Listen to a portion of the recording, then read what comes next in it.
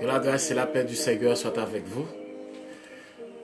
Nous bénissons le nom du Seigneur pour sa grâce, sa paix, pour sa bonté, sa fidélité. Notre Dieu est merveilleux, il est grand, il est tout puissant. Et d'éternité en éternité, il est Dieu. Donc c'est un honneur pour nous de nous approcher de son trône de grâce, son trône de gloire, de bénédiction, pas son trône de jugement. Parce que ce trône qui est maintenant un trône de grâce, un trône de miséricorde, un trône de bénédiction, sera transformé en un trône de jugement une fois que l'Église du Seigneur aura été enlevée.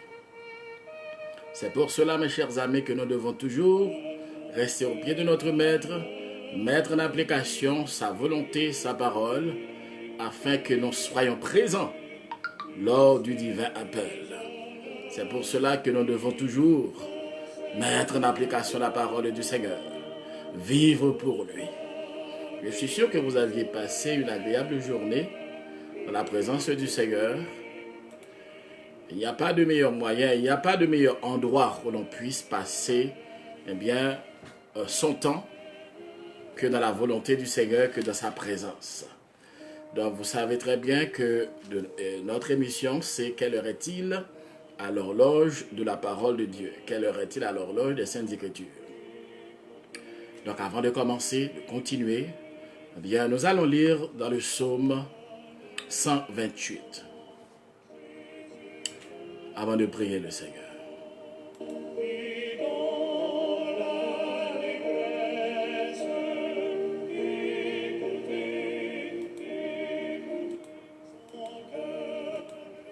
Psaume 128. Heureux tout homme qui craint l'Éternel, qui marche dans ses voies. Tu jouis alors du travail de tes mains. Tu es heureux, tu prospères. Ta femme est comme une vigne féconde. Dans l'intérieur de ta maison, tes fils sont comme des plants d'olivier. Autour de ta table, c'est ainsi qu'est béni l'homme qui craint l'Éternel. L'Éternel te bénira de Sion, et tu verras le bonheur de Jérusalem. Tous les jours de ta vie, tu verras les fils de tes fils. Que la paix soit sur Israël. Donc que la paix soit sur toi. Que la paix soit sur chaque de nous. Prions le Seigneur.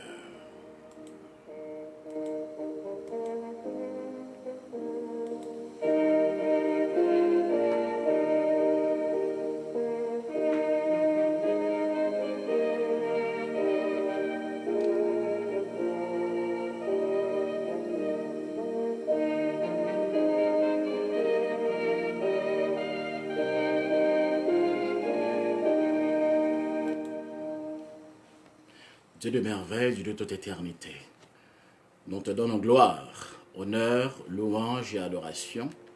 Nous te sommes infiniment reconnaissants pour tes multiples bienfaits, pour tout ce que tu as déjà fait et que tu continues de faire en notre faveur, et pour tes richissimes bénédictions que tu continues à faire pleuvoir dans la vie de tes serviteurs et même dans la vie de ceux-là qui refusent de soumettre leur vie à ta sainte volonté.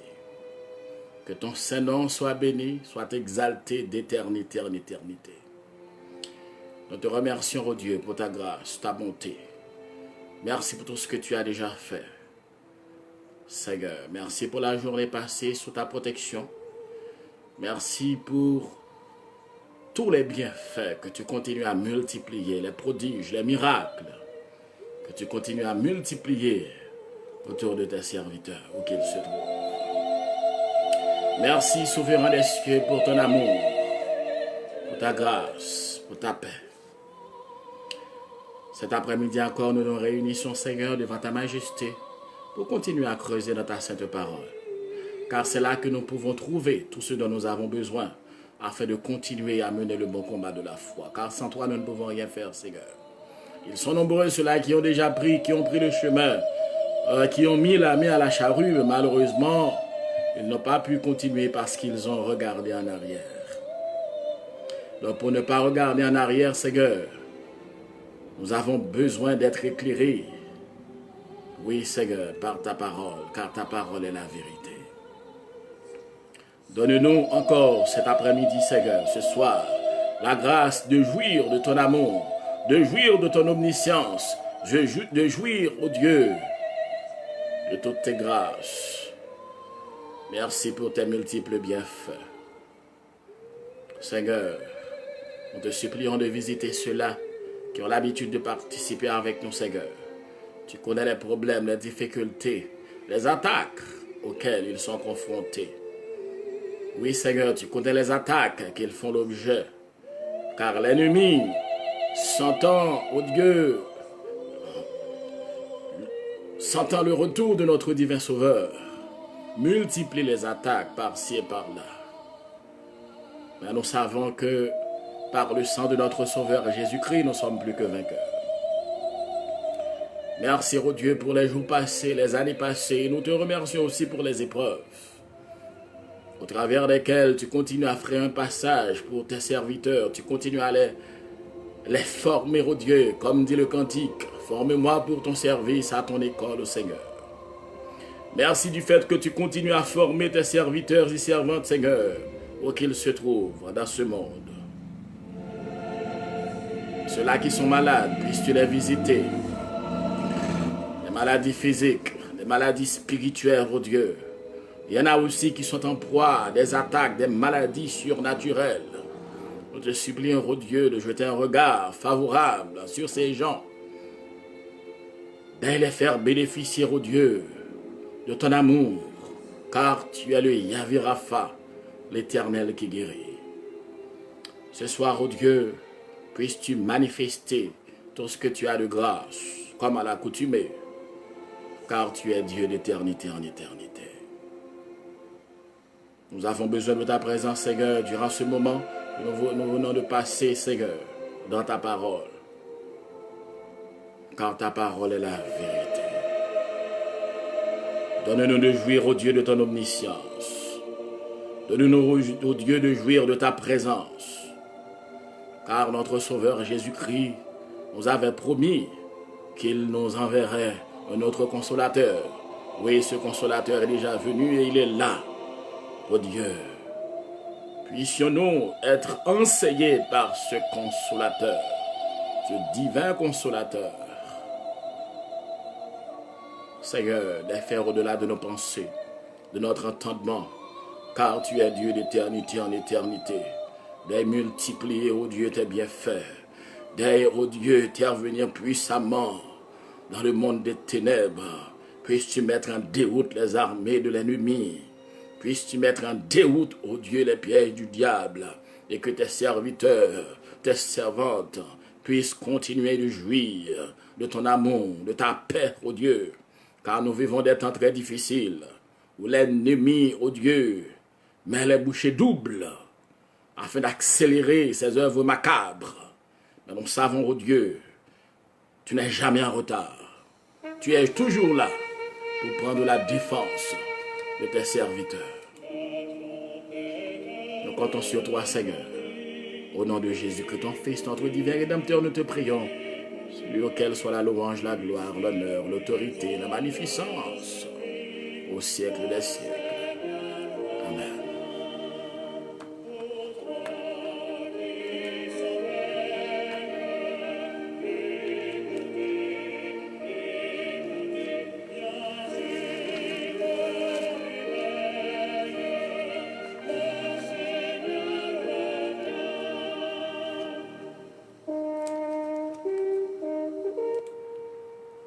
Donc, mes chers amis, nous poursuivons avec notre étude, notre enseignement, dans le cadre de notre émission « Quelle heure est-il à l'horloge de la parole de Dieu ?» Je tiens à vous rappeler que par les temps qui courent, les difficultés sans nombre qui se multiplient au jour le jour dans ce monde, eh bien, nous aident à nous ressourcer davantage, nous poussent à nous ressourcer davantage dans la parole de Dieu, car c'est là que se trouvent les meilleurs enseignements, les meilleures connaissances de la parole. Et c'est la parole du Seigneur qui est capable de nous aider. C'est la parole du Seigneur qui a la vertu de nous aider sur le chemin de l'éternité et à voir plus clair. Car en fait, il y a une obscurité spirituelle terrible qui règne dans le monde. Mais nous savons que si nous avons besoin de mettre nos pieds, si nous avons besoin de prendre des décisions, il nous faut nous laisser éclairer par la parole de notre Dieu. Quelle heure est-il à l'horloge de la parole du Seigneur? Nous sommes en train d'étudier les prophéties des 70 semaines du prophète Daniel. Il ne faut jamais perdre de vue que cette prophétie est encore d'actualité. Mais nous nous trouvons depuis quelques semaines dans la dernière partie de l'application de cette prophétie, la partie qui concerne le règne de l'Antichrist. Et non seulement le règne de l'Antichrist, mais les jugements du Seigneur qui s'abattront dans ce monde. Amen. Donc nous avions déjà commencé avec les 7 sceaux. Nous avions déjà terminé avec les 7 sceaux. Et nous avions déjà entamé les trompettes. Nous sommes maintenant dans la 6e. En fait, nous avons laissé terminer avec la 6e trompette. Nous nous trouvons actuellement dans une parenthèse qu'il y a, comme c'était le cas aussi pour les 7 sceaux. Oui, c'était le cas aussi pour les 7 sceaux, où il y avait une parenthèse. Donc, pour les 7 sceaux. Donc, il y a aussi une parenthèse entre la 6e trompette et la 7e trompette.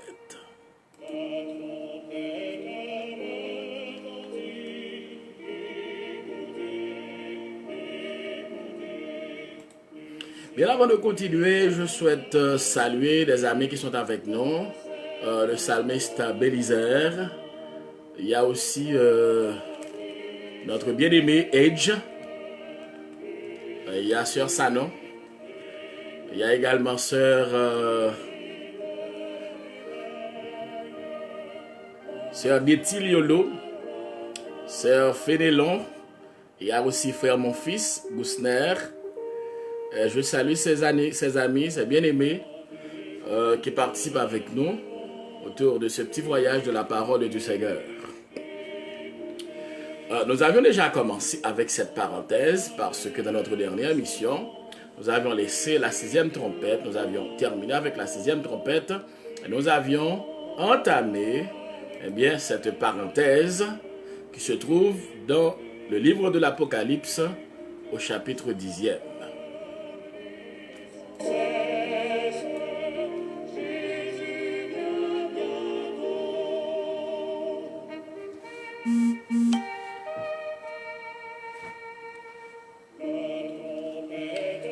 Je salue aussi Sœur Léonise, et tous les autres amis qui nous écoutent en direct ou bien en différé. Ceux-là que je ne vois pas parce qu'il y a la technologie, donc soyez bénis dans le nom de Jésus-Christ. Et n'oubliez pas que la parole de Dieu nous dit que mieux vaut un jour dans ses parvés que mille ailleurs. Il n'y a pas un moment, une seconde passée de la présence de Dieu qui sera perdu, non, loin de là.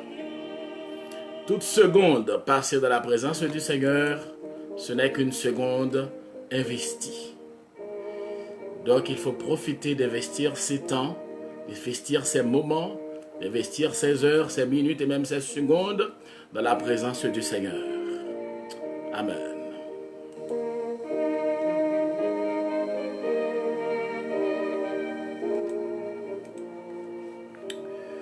Nous allons lire dans le livre de l'Apocalypse au chapitre 10e.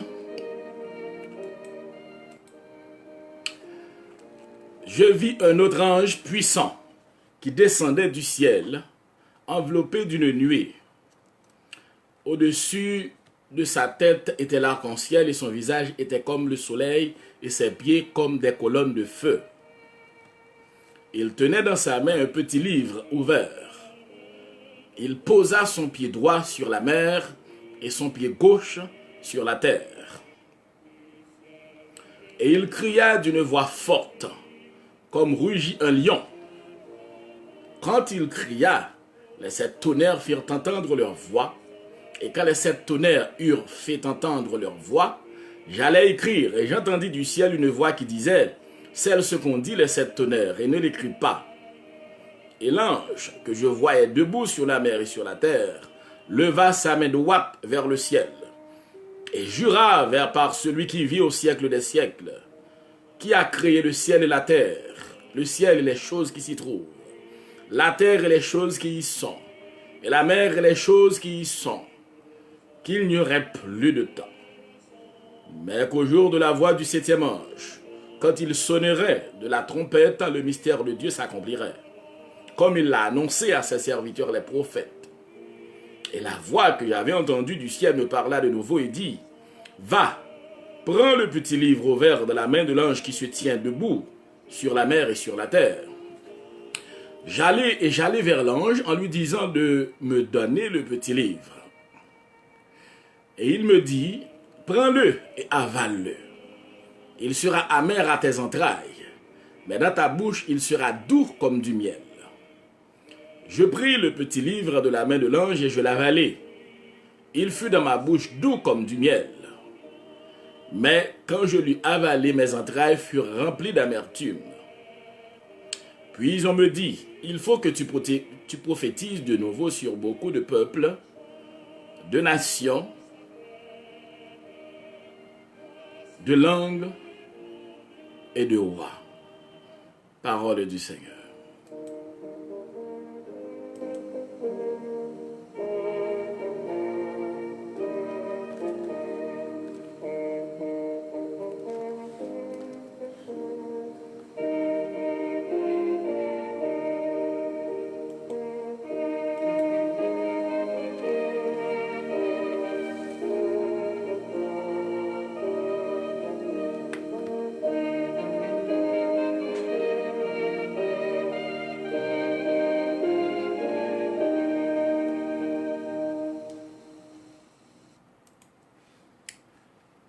Donc, mes chers amis, nous avions déjà pris la première partie de l'Apocalypse chapitre 10, comme je vous l'ai déjà dit. Nous avions fait procéder comme nous avions procédé pour les sceaux, les trompettes. Nous avions divisé cette partie en deux. Nous avions déjà parlé, arrivé jusqu'au verset 7e, nous avions déjà parlé de tout ça. Ce livre-là, eh bien, lorsque l'ange, l'apôtre a vu que l'ange s'est tenu, a mis son pied droit sur la mer, son pied gauche sur la terre. Nous avions dit qu'en ce moment-là, le Seigneur est en train d'affirmer eh bien, son droit de propriété. Le Seigneur affirme son droit de propriété sur la terre et sur la mer. Vous comprenez que l'ennemi n'était pas content, ne sera pas content, et c'est en vertu de ce droit que le Seigneur, en tant que souverain des cieux, le souverain de l'univers, il agira. Eh bien, et on comprend que lorsque l'apôtre nous dit que, eh bien, l'ange a crié comme rugit un lion. Comme rugit un lion. Et quand il cria, ces tonnerres firent entendre leur voix. Donc, on a parlé de ça dans l'émission passée, mes chers amis. Donc, aujourd'hui, nous allons commencer dans le 8e verset. Et la voix que j'avais entendue du ciel me parla de nouveau et dit.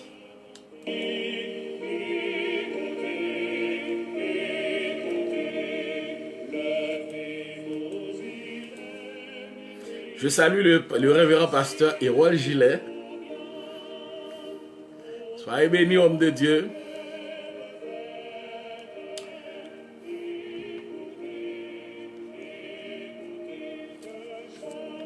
Léon Ternise sur Léon, que le Seigneur te bénisse.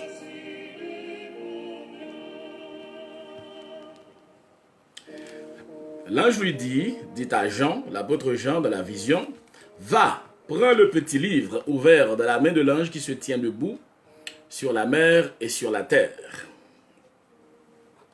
Donc, bien aimé, on sait très bien que l'Éternel seul est Seigneur, comme dit le cantique, seul il est dominateur sur les peuples de la terre. Comme dit l'autre, il commande et le néant tressaille aux premiers accents de sa parole vivante. Donc, aussitôt que le Seigneur a fini d'affirmer son droit de propriété sur le ciel, sur la terre, sur la mer, donc, comme nous avions dit la fois dernière, mes chers amis, que le Seigneur agit de cette façon aussi pour ses serviteurs. Parce que, puisque nous sommes des serviteurs de Dieu, nous appartenons à notre Dieu. Dans la première partie, nous avions vu comment le Seigneur a affirmé son droit de propriété. Eh bien, dans la seconde partie, bien aimé, nous allons voir comment le Seigneur, cette partie qui concerne surtout l'apôtre Jean, sa mission, et dans l'apôtre Jean, nous voyons l'Église en général. Ici, lorsque l'apôtre dit, et la voix que j'avais entendue du ciel me parla de nouveau et dit, va, prends le petit livre, eh bien, va, prends le petit livre ouvert dans la main de l'ange qui se tient debout sur la mer et sur la terre. Eh bien, la Bible nous dit que, l'apôtre dit que j'allais vers l'ange en lui disant de me donner le petit livre. Et il me dit, prends-le et avale-le. Prends-le, avale-le.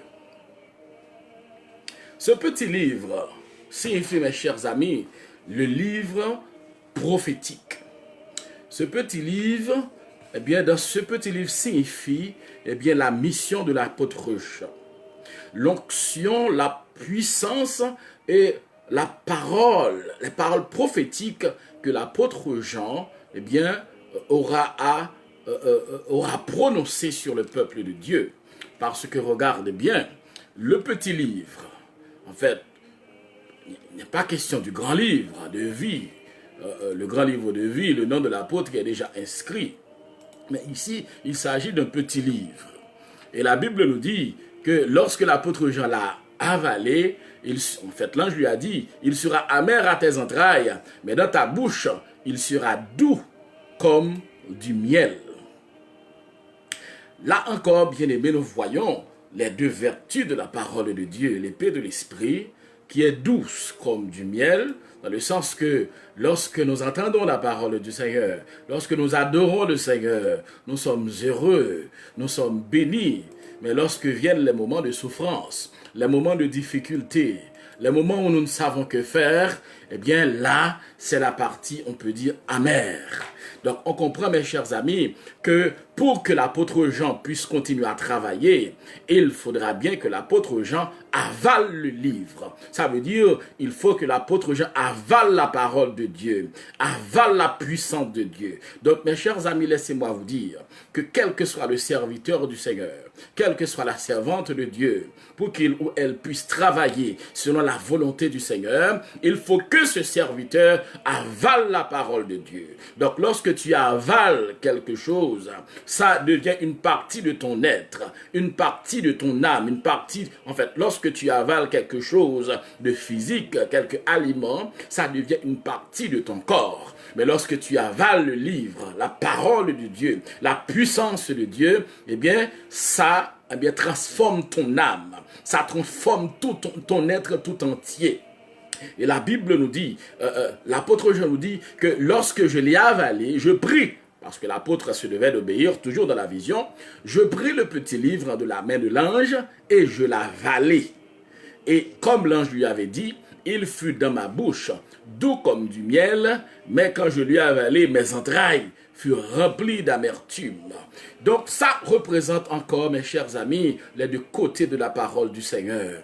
Et lorsqu'il y a ce côté amer, bien-aimé, n'est pas un côté de destruction. Le côté amer ne veut pas dire la destruction, la peur. Le côté amer veut dire les difficultés, les épreuves de la vie. Pourquoi? C'est parce que lorsque tu veux travailler pour Dieu, tu veux faire la volonté du Seigneur, tu veux rester attaché à la parole de Dieu, il y aura toujours des persécutions. D'ailleurs, l'apôtre Jean, lui, il a été un témoin oculaire. Non seulement un témoin oculaire, il a été même, il a été persécuté terriblement. D'ailleurs, c'est ce qui lui avait valu d'être envoyé sur l'île appelée Patmos. C'était à cause de la parole de Dieu. Donc, on comprend, bien aimé, dans la parole de Dieu, la vie chrétienne, c'est beau lorsqu'on te félicite. C'est bon lorsqu'on te dit le corbeau viendra chez toi. C'est bien lorsqu'il y a le succès, la réussite. Lorsque les choses vont comme sur des roulettes, on est heureux. On loue le Seigneur, on adore le Seigneur. Mais il n'y a pas que ça dans la parole de Dieu. Dans la vie chrétienne, mes chers amis, dans la vie chrétienne, il y a des difficultés. Il y a les incompréhensions. Il y a les attaques. Il y a les pièges de l'ennemi. Il y a toutes sortes de pièges, toutes sortes de traquenards que l'ennemi met sur ta route afin de te faire chanceler, de te faire perdre la foi, de te faire vaciller. D'ailleurs, si ta foi n'est pas construite, alléluia, sur la puissance de Dieu, sur la parole de Dieu, si tu n'avais pas mangé ce livre, qui est la parole de Dieu, tu n'auras aucune force de pouvoir résister aux attaques du monde des ténèbres. Donc, bien aimé, alors que l'apôtre Jean se trouvait encore sur l'île appelée Patmos, parce que n'oubliez pas que il y avait des persécutions énormes. On tuait non seulement les apôtres, mais les chrétiens. On les brûlait. On utilisait toutes sortes de tortures, toutes sortes de supplices afin de les porter à renier la foi. D'ailleurs, l'histoire nous dit que l'empereur romain, le César Néron, il avait fait venir des chrétiens dans son amphithéâtre et les donner en pâture à des bêtes sauvages.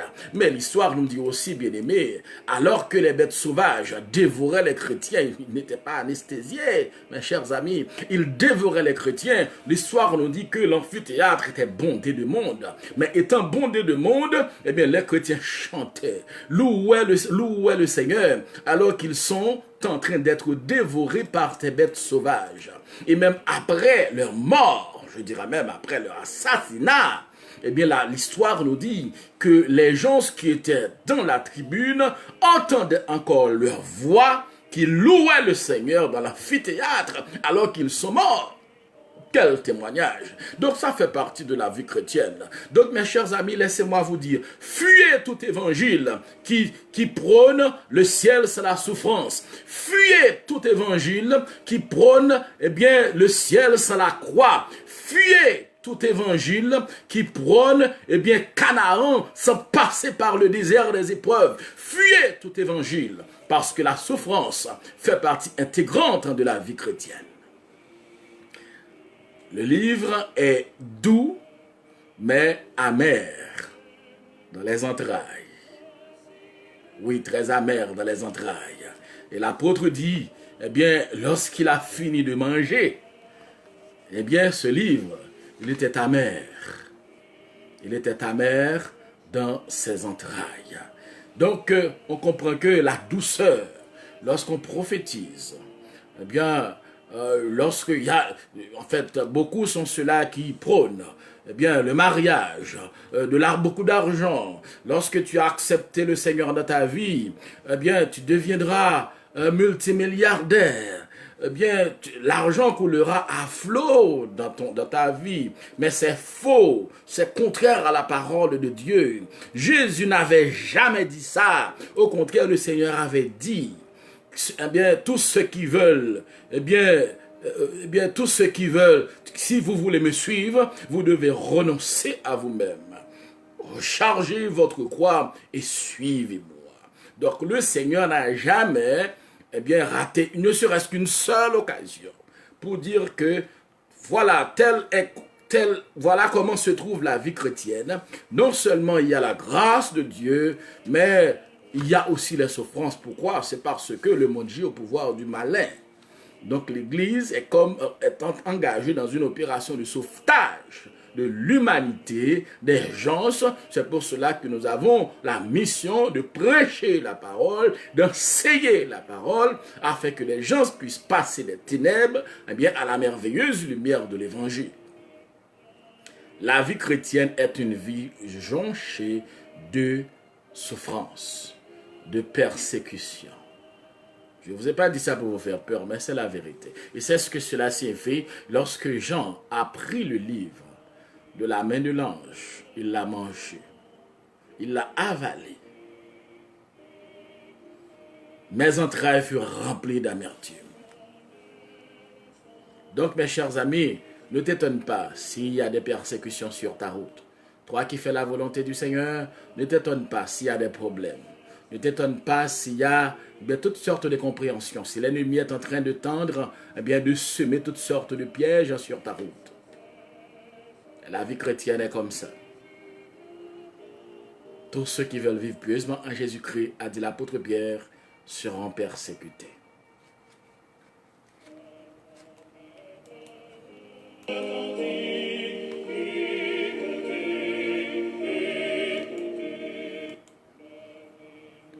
Au verset 11e, la Bible nous dit, puis on me dit, il faut que tu prophétises de nouveau sur beaucoup de peuples, de nations, de langues et de rois.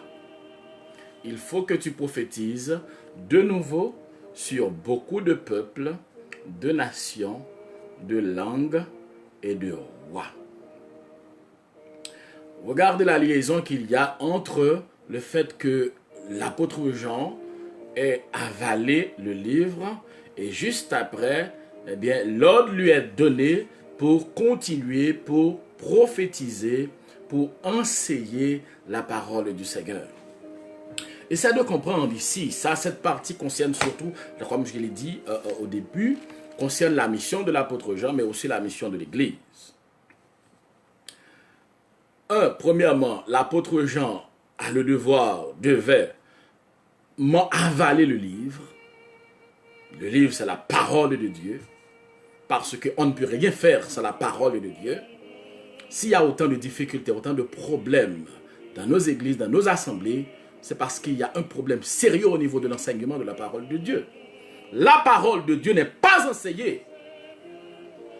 Des fois, on se réunit pour donner des blagues, pour faire des plaisanteries, pour se moquer de la parole de Dieu, mais pas pour l'enseigner. On se réunit des fois pour donner, eh bien, faire des jeux. Des fois, on fait des discussions à ne plus finir. Et pour cette raison, mes chers amis, qu'il faut se demander, où sont les docteurs?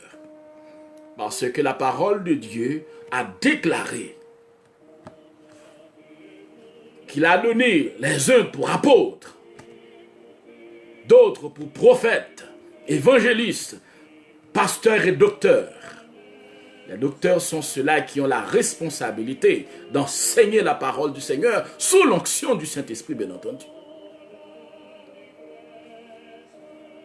Donc, cette mission, c'est la mission de l'Église, la mission de tout serviteur de Dieu. Premièrement, il faut manger, il faut avaler la parole de Dieu.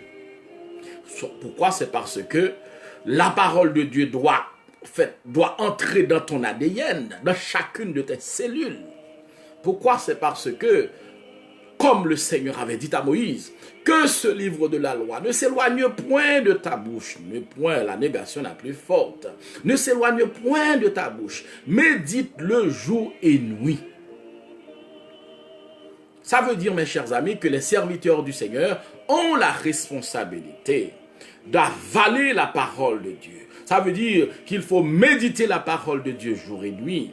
Il faut lire la parole de Dieu. Il faut creuser la parole de Dieu pour connaître la volonté du Seigneur.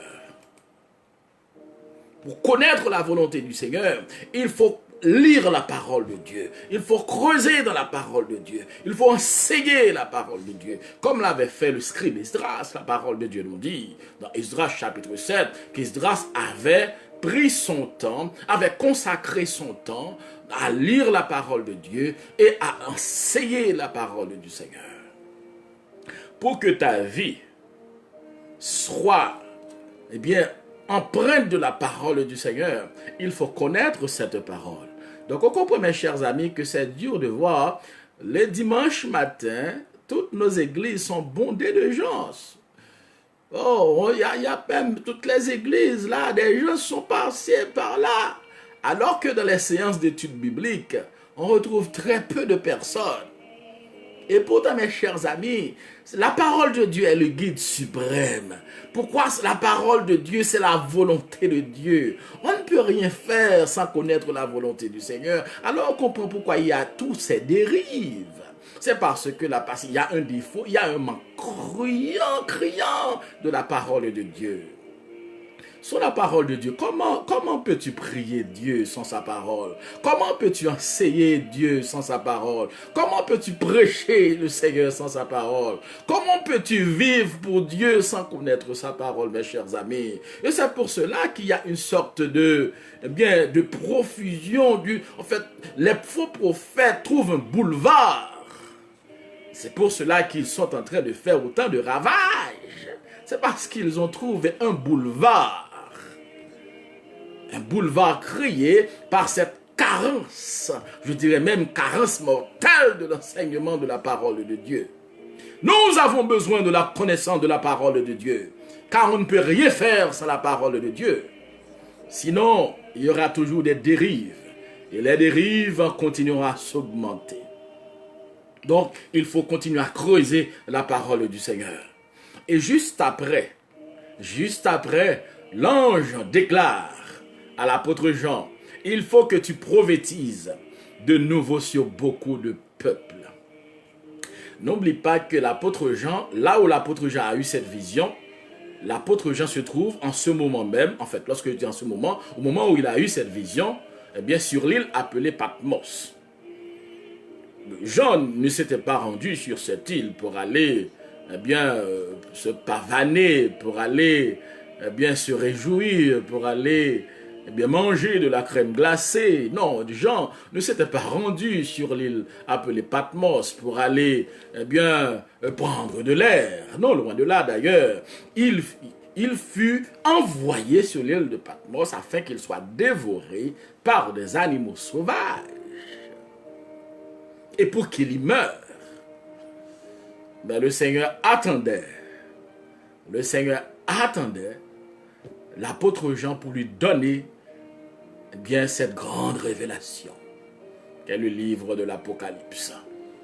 Mais celui-là appelé Patmos, mes chers amis, il n'y avait aucun espoir de retour pour l'apôtre Jean, car quelqu'un qui était banni, il n'était pas envoyé, il était banni sur l'île appelée Patmos. Donc c'était comme une condamnation à mort. Et lorsque l'ange lui dit, après qu'il ait fini de manger ce livre, l'ange de lui dire, il faut que tu prophétises. C'est une façon pour l'un de dire à l'apôtre Jean, ta mission n'est pas encore finie. Ta mission ne fait que commencer. C'est moi qui ordonne, c'est moi qui donne. Et comme dit l'autre, lorsque l'Éternel ordonne, il donne. Et lorsqu'il envoie, il pourvoit. L'apôtre Jean a reçu cette révélation de la part du Seigneur qui a envoyé son ange pour dire à l'apôtre, le conseil divin a décidé qu'il faut que tu continues de prophétiser sur beaucoup de peuples, de nations, de langues et de rois. Laissez-moi vous dire, mes chers amis, c'est le Seigneur qui commence et c'est lui qui termine. Le Seigneur ne commence jamais quelque chose, ne commence jamais une œuvre pour que quelqu'un d'autre la termine à sa place. Loin de là. Le Seigneur avait oué l'apôtre Jean pour être apôtre. Le Seigneur lui avait ordonné de prêcher la parole de Dieu. Et c'est à cause de la prédication de cette parole qu'il fut banni sur l'île appelée Patmos. C'était une condamnation à mort. Mais comme dit l'autre, lorsque bon Dieu dit, regardez, l'homme dit point final, Dieu dit allez à la ligne. Donc cela veut dire l'Empire romain avait mis fin à la vie de l'apôtre Paul. L'Empire romain avait mis fin au ministère de l'apôtre Paul par son bannissement sur l'île de Patmos. Mais le souverain des cieux a déclaré à l'apôtre Pierre, à l'apôtre Jean, ta mission n'est pas encore finie. Ta mission ne fait que commencer, car il faut que tu prophétises de nouveau sur beaucoup de peuples, de nations, de langues et de rois. Et le Seigneur parle à quelqu'un ce soir. Et laisse-moi te dire que le Seigneur te fait dire que ta mission n'est pas encore finie. Il faut que tu continues de chanter. Il faut que tu continues de prêcher. Il faut que tu continues d'enseigner la parole de Dieu. Il faut que tu continues de prophétiser. Il faut que tu continues de prier le Seigneur. Mais à condition que tu avales la parole de Dieu. Pour que tu puisses jouir de cette victoire, il faut que tu avales la parole de Dieu. Avale la parole de Dieu. Mange la parole de Dieu. Avale la parole de Dieu. Médite la parole de Dieu. Creuse la parole de Dieu. Car c'est la condition sine qua non de remporter la victoire sur les pièges de l'ennemi. De remporter la victoire sur les attaques de l'ennemi. De remporter la victoire sur ses traquenards. Parce que l'Éternel seul est Seigneur. Seul il est dominateur sur les peuples de la terre. Donc, bien-aimés, nous comprenons que dans cette dernière partie, en fait, de cette vision, toujours dans l'intervalle entre la 6e trompette et la 7e trompette, nous comprenons que l'apôtre a eu cette vision. En fait, l'ange a parlé à l'apôtre pour lui dire, non, ta mission ne va pas se terminer à Patmos. Ta mission ne va pas se terminer à Patmos. Ta mission ne va pas se terminer à Patmos. N'aie pas peur. Ta mission ne va pas se terminer à Patmos. Car il faut que tu continues de prophétiser. Ta mission ne peut pas se terminer à Patmos. Ainsi parle l'Éternel. Ta mission ne se terminera pas à Patmos, car ta mission n'est pas encore finie. Non, ta mission n'est pas encore achevée, parce que tu travailles pour Dieu et avec Dieu. Donc, mes chers amis, nous comprenons cette partie de la vision est d'une importance capitale. Après que le Seigneur ait fini, eh bien, de montrer, d'affirmer son droit de propriété sur la mer, sur la terre, eh bien, le Seigneur parle à l'apôtre Jean, son serviteur, pour lui dire, eh bien, voici comment, eh bien, non seulement tu dois manger la parole de Dieu, eh bien, aussitôt que l'apôtre a fini de manger, d'avaler cette parole, eh bien, l'apôtre est prêt pour partir en mission. Donc, bien-aimés, mes chers amis, si tu n'as pas la parole de Dieu dans ta vie, tu n'es pas prêt pour partir au combat, pour monter au front. N'oublie pas que l'apôtre Paul dans son épître aux Éphésiens, au chapitre 6e, a déclaré, car nous n'avons pas à lutter contre la chair et le sang, c'est contre les dominations, contre les autorités, contre les princes de ce monde de ténèbres et contre les esprits méchants dans les lieux célestes. Donc nous comprenons, bien-aimés, que c'est le Seigneur qui décide de ton départ et de ton arrivée. Tout ce que tu as à faire, c'est de manger la parole du Seigneur. Comme l'apôtre Jean l'avait fait. Mange la parole du Seigneur. Mange la parole du Seigneur. Et tu verras des victoires s'étaler devant toi. Il y aura toujours des problèmes et des difficultés. N'oublie pas. Il y aura toujours des problèmes et des difficultés. Mais n'oublie pas que le Seigneur est avec toi. Eh bien, si les problèmes se présentent comme une fosse au lion, n'oublie pas que le Seigneur a la capacité de fermer la bouche des lions. Si les problèmes se présentent comme une fournaise ardente, le Seigneur a la capacité, eh bien, de marcher au milieu de cette fournaise ardente en te tenant par la main. Parce que n'oublie pas, le Seigneur peut décider d'éteindre le feu, mais il peut ne pas le vouloir non plus. Pourquoi? C'est parce qu'il a la capacité d'éteindre le feu, mais il a la capacité aussi de laisser le feu, mais de marcher avec toi au milieu de cette fournaise. Et pour que les autres puissent prendre conscience que le Dieu que tu sers est le Dieu d'éternité en éternité. C'est le Dieu, c'est le souverain des cieux. Et il a tout pouvoir d'agir parce qu'il est le souverain de l'univers. Amen. Donc, bien-aimés, c'est cette partie de la vision. Nous sommes toujours dans la parenthèse. Eh bien, nous sommes dans la parenthèse entre la sixième trompette et la septième trompette. C'est dans cette parenthèse qu'on est. Eh bien, il y a une vision, en fait, que nous venons de voir. En fait, nous avions déjà commencé depuis l'autre émission, l'émission précédente, où un ange du Seigneur a reçu la mission, eh bien, de poser son pied droit sur la mer, et également son pied gauche sur la terre. Donc nous avions dit que ce geste, selon la parole du Seigneur, c'est un geste d'affirmation de droit de propriété. Le Seigneur a affirmé son droit sur propriété sur les royaumes de ce monde.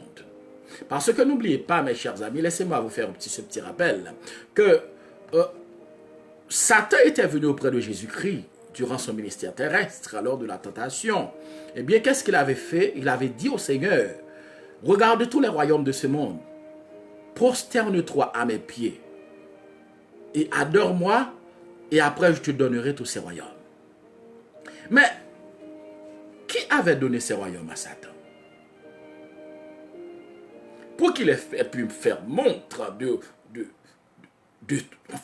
tel tout paix en face de notre Seigneur, notre Rédempteur Jésus-Christ, qui lui avait donné ces royaumes. Eh bien, il les avait pris, mes chers amis, lors de la désobéissance de nos grands-parents, lors de la désobéissance de Adam et de sa femme Ève. C'est lors de sa désobéissance que l'ennemi avait pris le contrôle des royaumes de ce monde.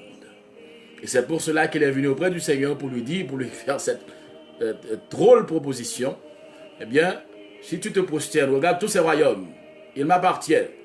Ces royaumes m'appartiennent. Je peux te les donner. Si et seulement si tu acceptes de te prosterner devant moi et de m'adorer. Eh bien, ici, l'Éternel, le souverain des cieux, eh bien, envoie, son messager poser son pied droit sur la mer, poser son pied gauche sur la terre, pour dire désormais, tous les royaumes de ce monde m'appartiennent. Tous les royaumes de ce monde m'appartiennent. Désormais, j'affirme mon droit de propriété. Oh, alléluia. Et après que le Seigneur a fini d'affirmer son droit de propriété sur les royaumes de ce monde, eh bien, il parle à son serviteur pour lui dire que ta mission ne va pas s'achever sur l'île de Patmos. Il lui a donné ce livre pour qu'il puisse l'avaler. Eh bien, ce geste, bien-aimé, c'est un geste de réconfort. C'est un geste par lequel le Seigneur a ressourcé son apôtre, a ressourcé son serviteur. Parce que sur l'île appelée Patmos, c'était pas, il y avait la solitude. Jean était toujours resté fidèle à son Seigneur. Mais Jean devait affronter la solitude. Oui, Jean devait affronter, eh bien, le découragement. Il devait affronter toutes sortes de choses. Mais le Seigneur est venu pour lui réconforter, pour lui réanimer. Et c'est ce que le Seigneur avait fait à son serviteur, le prophète Élie. Lorsqu'il lui avait donné à manger, et Élie a repris force. Et a marché 40 jours pour aller à la montagne de Dieu. Donc on comprend, mes chers amis, que lorsque les serviteurs du Seigneur, les servantes du Seigneur, font face au découragement, font face à la peur, font face aux soucis de la vie, le Seigneur a toujours un moyen pour venir nous ressourcer, nous ranimer et raviver la flamme du Saint-Esprit dans notre vie. Mais nous devons toujours être prêts à avaler la parole de Dieu, à manger les Saintes Écritures, afin que notre vie soit conforme à sa volonté. Donc c'est ici, mes chers amis, nous venons de mettre fin à cette première vision qui se trouve dans la parenthèse entre la 6e trompette et la 7e trompette.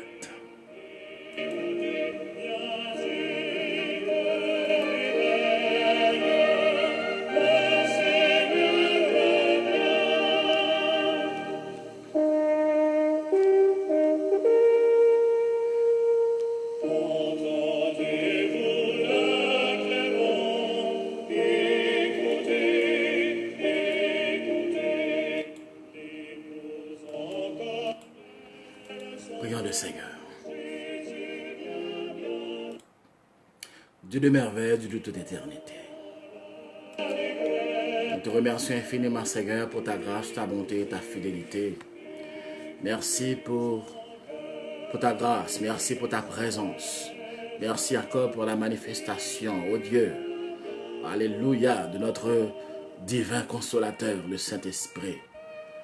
Que ton nom soit béni, Seigneur.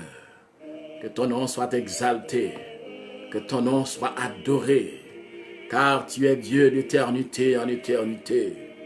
Oui, Seigneur, avant que les montagnes fussent nées, et que tu aies créé la terre et le monde, d'éternité en éternité, tu es Dieu. Oui, Seigneur, tu es Dieu, souverain des cieux. Permets que nous t'adorions, Seigneur. Nous t'adorons, nous te louons. Oh, tu es infiniment grand, tu es merveilleux, Seigneur. Donne-nous cette grâce, Seigneur, de contempler ta face bénie, comme le font, Seigneur, les archanges, les anges de ta puissance, de ton royaume. Oh, qui se couvrent la face, les pieds, et qui volent pour crier. Et Saint, Saint, Saint, l'Éternel des armées. Et toute la terre est pleine de sa gloire.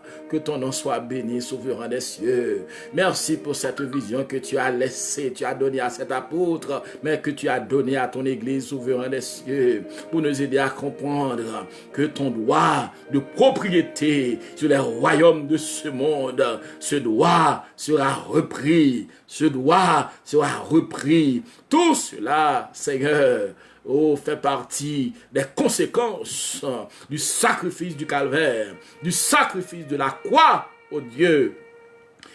Nous te remercions infiniment.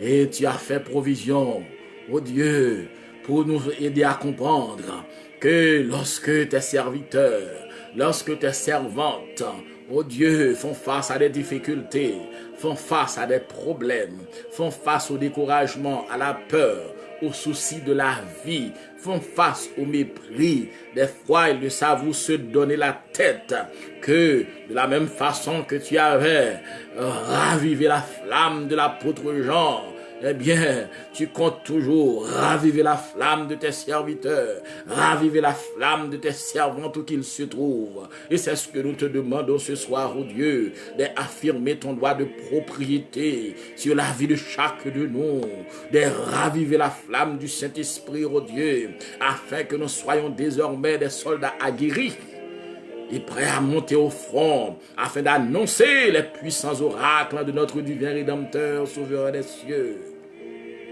Merci Seigneur pour nos amis qui avaient participé avec nous.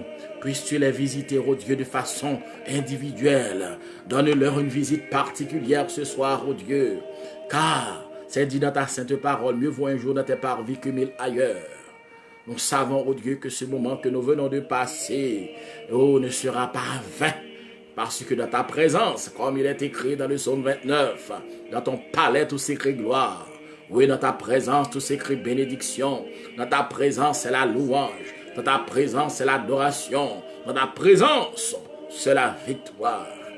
D'ailleurs faire au-delà de nos pensées, souverain des cieux, au-delà de notre entendement. Et donne-nous la grâce, oh Dieu, de ne point nous borner à écouter ou à enseigner seulement, mais permet que nous ayons la grâce, la capacité de mettre en application ta parole, souverain des cieux. Donne-nous cette grâce de mettre en application ta parole, de veiller sur nos paroles, de veiller sur nos comportements, de veiller sur la façon dont nous marchons, oh Dieu, de veiller sur notre consécration, oh Dieu, afin que le jour de ton retour ne nous survienne à l'improviste, Seigneur. C'est la prière que nous t'adressons, souverain des cieux, au nom de Jésus-Christ, ton Fils, notre divin Rédempteur. À lui soit l'honneur, l'autorité, la magnificence, la victoire au siècle des siècles. Amen. Donc, mes chers amis, nous disons merci au Seigneur pour ce moment que nous venons de passer dans sa présence. Mais ce qu'il ne faut pas oublier, bien-aimés, dans cette vision que nous venons de donner la lecture, eh bien, cette vision qui se trouve entre la 6e trompette et la 7e trompette. Eh bien, dans cette vision, il y a 3 choses qui doivent nous retenir l'attention. Premièrement, le Seigneur eh bien, a envoyé son serviteur, parce que cet ange est un serviteur du Seigneur Tout-Puissant, eh bien, déposer son pied droit sur la mer, sur la terre, son pied gauche sur la terre, pour affirmer son droit de propriété. Bien-aimé, puisse le Seigneur affirmer son droit de propriété sur ta vie. Parce que lorsque tu appartiens à Dieu, mais personne ne peut disposer de toi comme bon lui semble. Parce que, où ses affaires, mon Dieu. Que le Seigneur fait connaître ses affaires, ou ses propriétés, alléluia, ou ses biens privés. Et que même les cheveux de ta tête sont comptés.